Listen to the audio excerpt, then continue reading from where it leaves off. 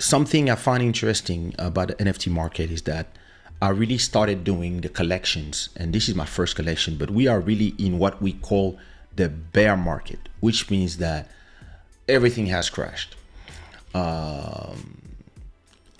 So to answer your question, Nathaniel, why are NFT prices crashing?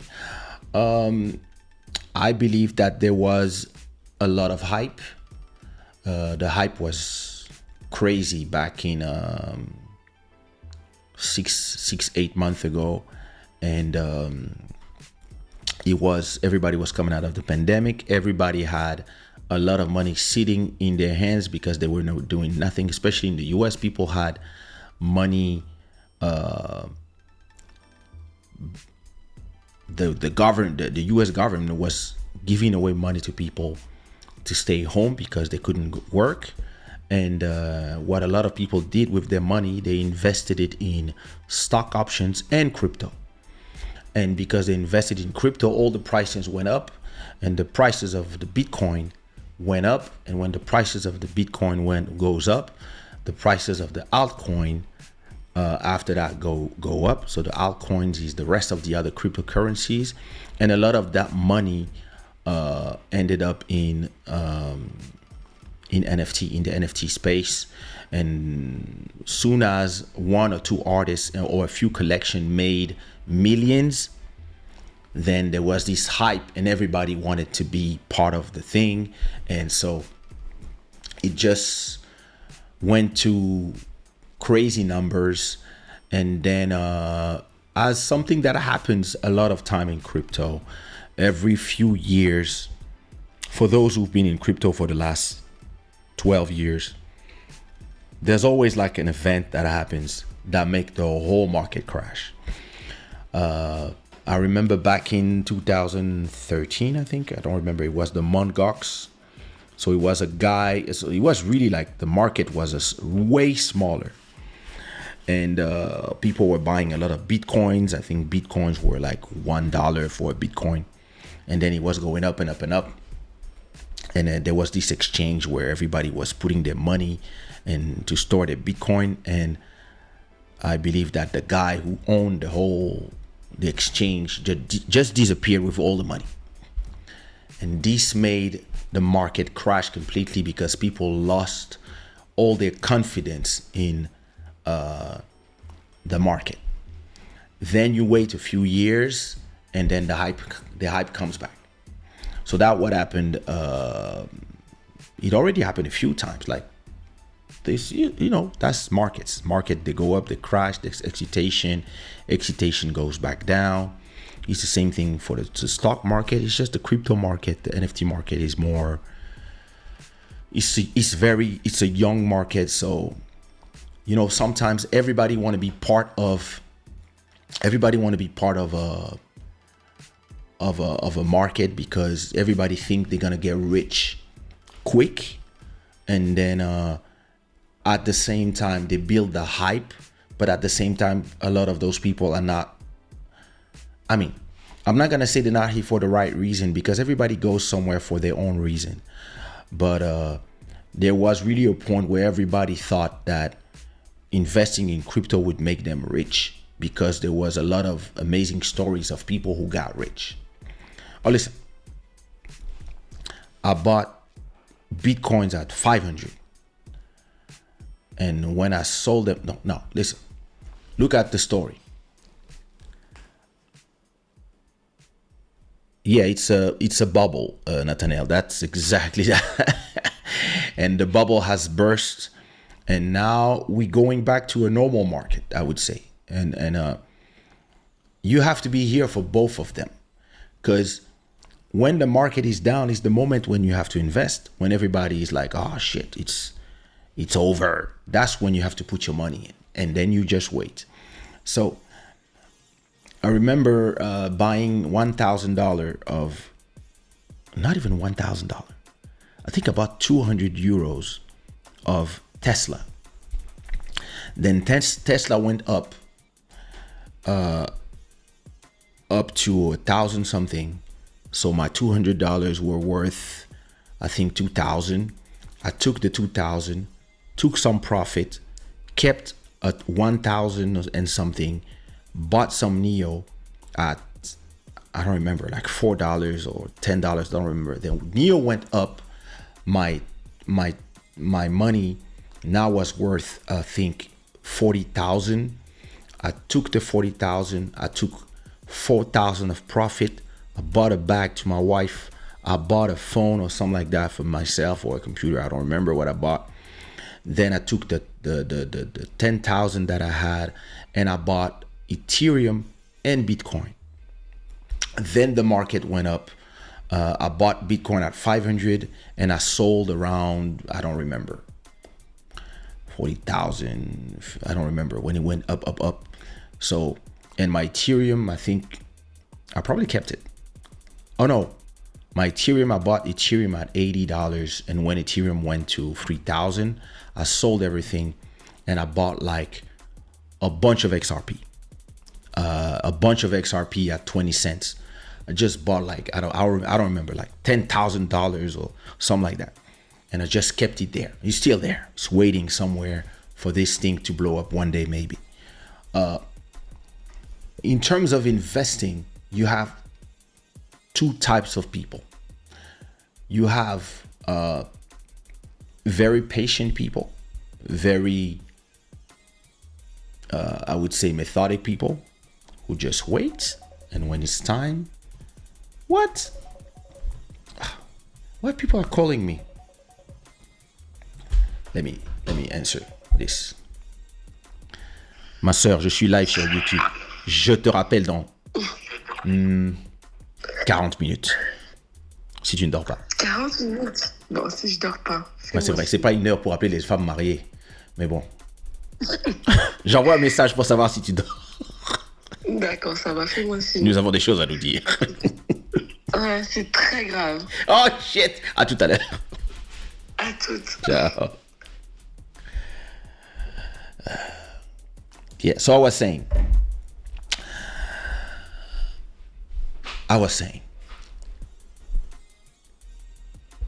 you have a lot of types of investors, right? You have the people who are like me.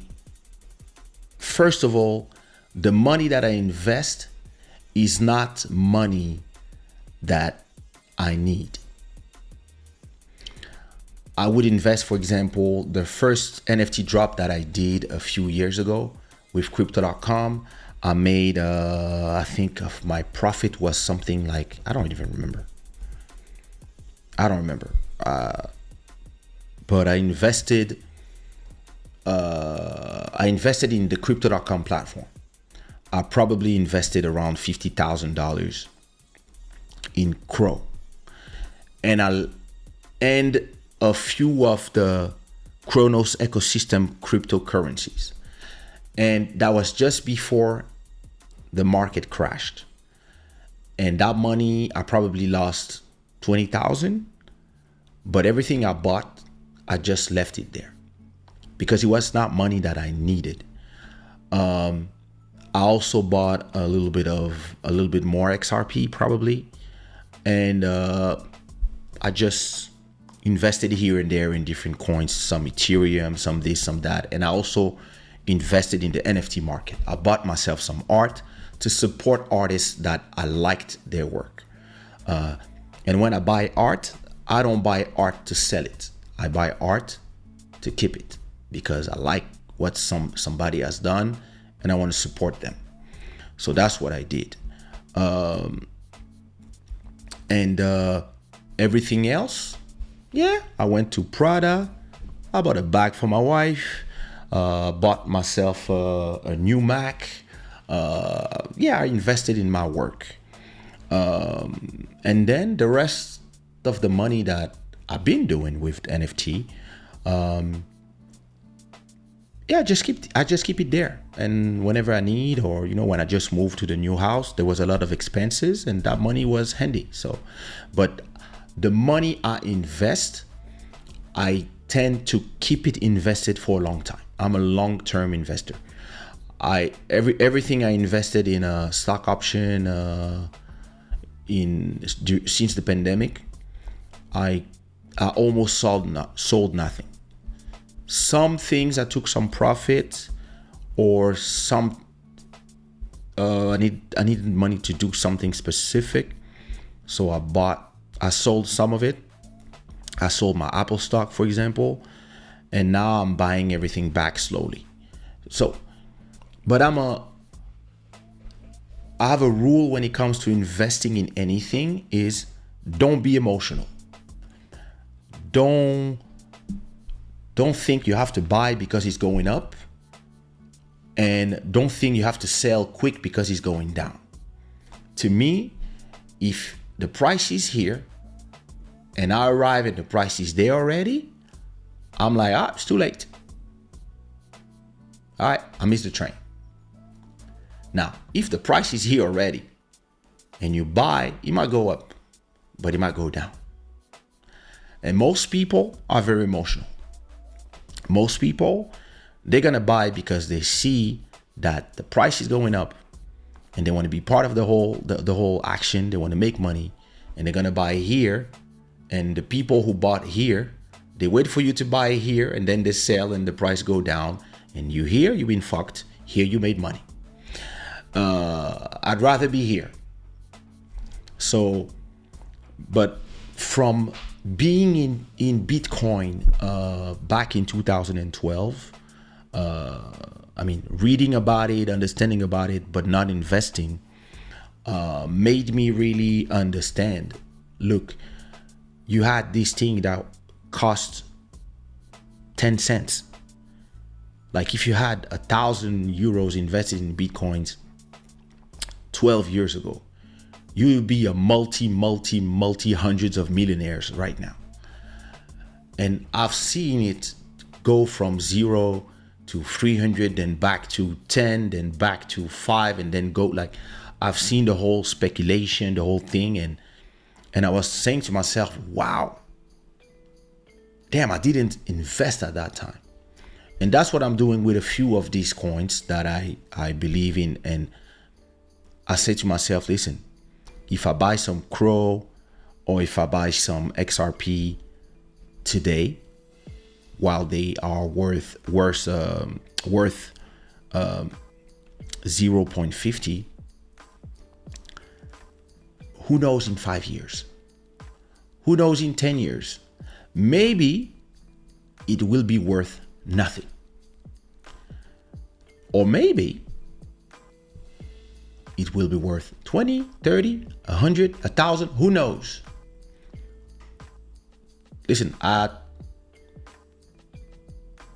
let's say Crow arrives at, I don't know, listen, 250, like BNB.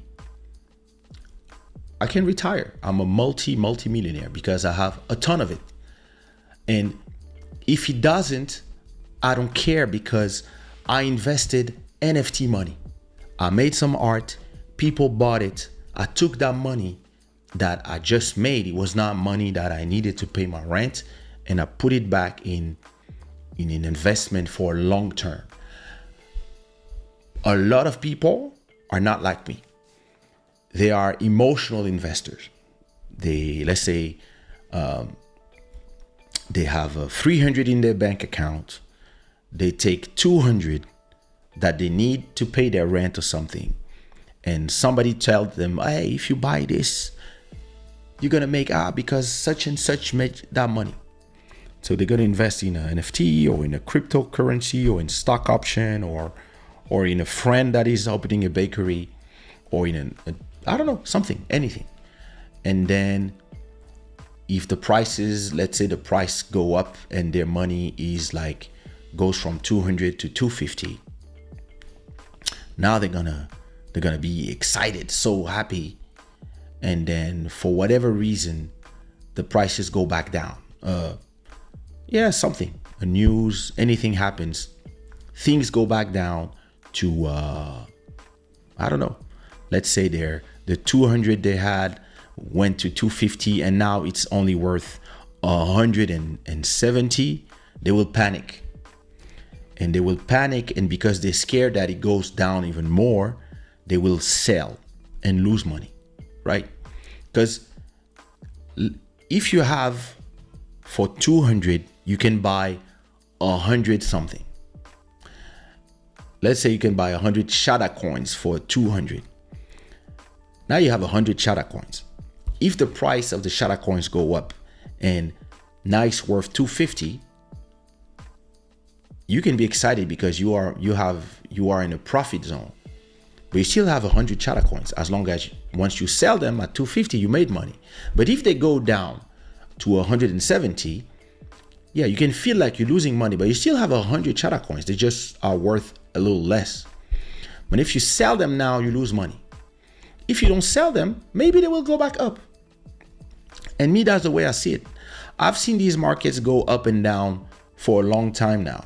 And I'm like, when it's up, it's up. When it's down, it's down. Like, I don't care. I'll make money somewhere else. But a lot of people that are very emotional about the markets are the one that can be manipulated easily because they really like get stressed and they cannot sleep over these things. When me, I don't stress at all. I'm like, hey, listen, if I win, I win. If I don't, I don't. I always invest my money in anything thinking in my head that it's money that I can lose and I can afford to lose it. When Bitcoin was at 500, before it went up to 60,000, I could invest 3,000 or I could invest 500. Because it was the end of the pandemic, I was about to get paid in 4 days royalties, but I was not sure. And I said to myself, nah, I'm going to keep the money I have here because I don't know. I only invested 500. I still made a ton of money. But I like to be conservative. I could have invested everything I had in my bank account and make a lot of money or lose everything. I prefer not risking. Some people, they love the game. They are like, my dad loves the casino. My dad would probably have invested everything. He's rich. Yeah, listen, I'm not rich. So I'm like, let me be conservative. And this is how I believe what made the market crash for everything, crypto, NFT, etc., is the whole SBF thing. This goofy dude with his clown-looking girlfriend that just destroyed the market with all their scamming.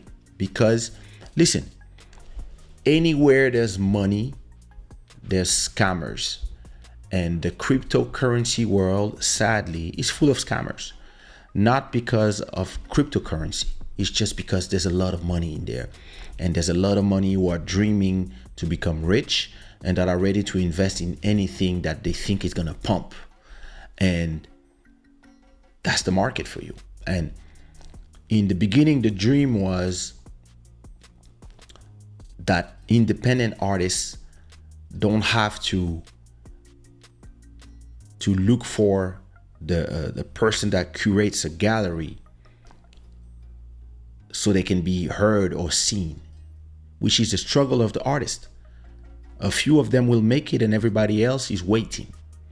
And the NFT, the smart contract platforms like OpenSea, Foundation, Crypto.com NFT, Countbase NFT, etc., all these platforms gave the possibility to artists to be able to create art and all types of art, generative art, paintings, digital paintings, 3D, etc., and be able to sell it to collectors, people who love art and who love art digitally. And in the beginning, there was this excitation between real art collectors in the digital world and artists. And then some people became millionaire. And once some people become millionaire, a lot of people are like, money. And then you have tons and tons of artists, people with projects, PFPs, collections, and people trying to buy something quick to sell it quick again, which I have nothing against. But all this made a vibrant market as long as there was the hype. But when the what's his name? SBF scandal started, this ruined the trust in the cryptocurrency market, and everything went down. And then the SEC start cracking down on American companies and cryptos. So this made the whole fear index go up, and everybody is scared of crypto. So we call this the winter. It's the bear market. And it can last as long as it can last. And then for some reason, something's going to happen and somebody's going to sell an NFT for $1 million. And all of a sudden, everything will go back up, because that's markets. And then the bubble there's going to be a new bubble.